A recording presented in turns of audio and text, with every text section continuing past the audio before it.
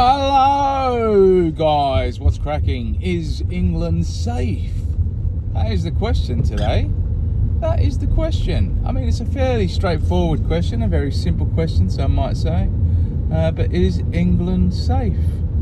And I don't know if you've seen in the news recently, but there's that little cadet camp, or little cadet lodgings where they're going to be shifting 600 illegal, asylum seekers, and for I think for 80 years, something like that. There's been teenage cadets training on site. Training with weapons, training in fighting, training to defend the country, and. Once they heard that there were 600 illegal asylum seekers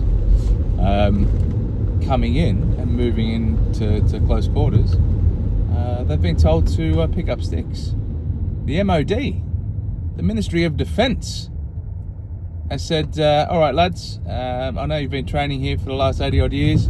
Not literally, you're not 80 years old, but we've been training here for the last 80 odd years.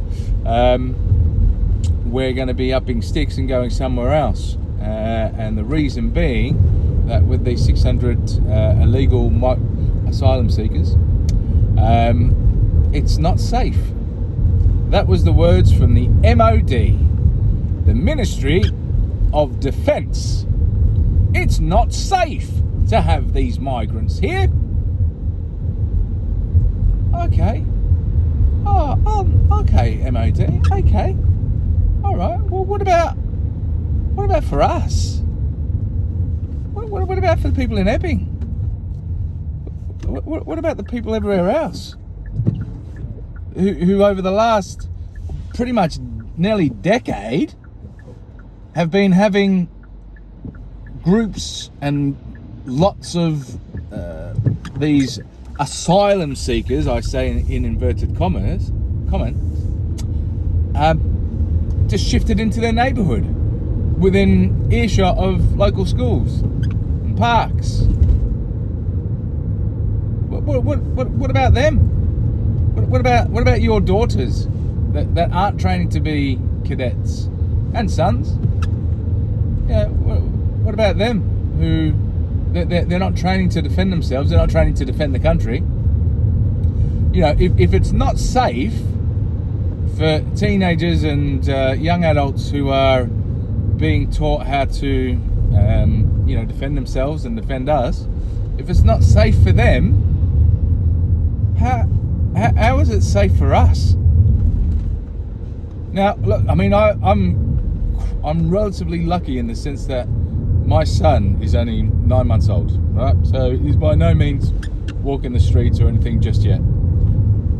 Heaven help if there was, if he was anywhere, if he was older and he was walking about and all that sort of stuff, I would legitimately be livid, and that's me having a son. And I know some might perceive that as being sexist, but I mean if I had a daughter, I would be 10 times more livid. And it's not just because I think girls are weak. It's not that. It's that because there's different cultural expectations and the way that people are raised from these countries that these people have backgrounds in.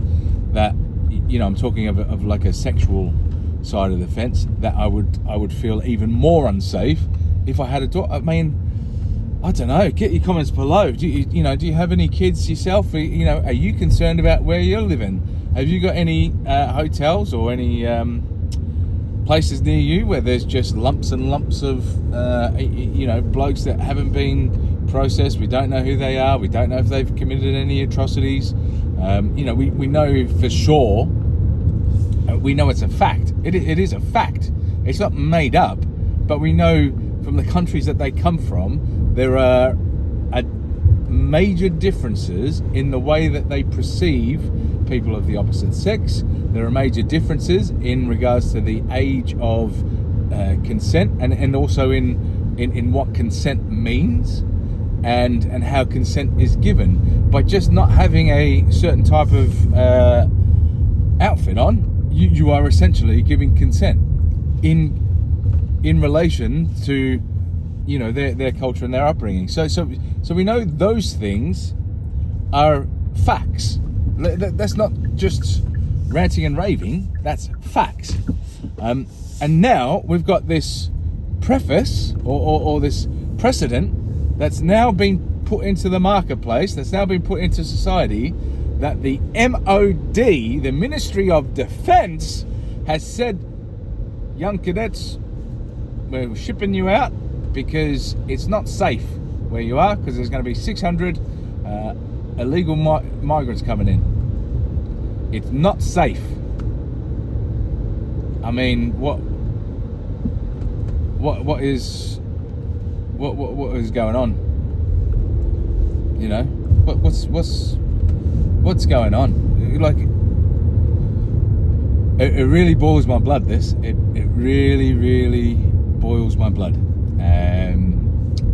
To live in a country as great as Great Britain, as great as England, as great as the United Kingdom, and to be governed and to be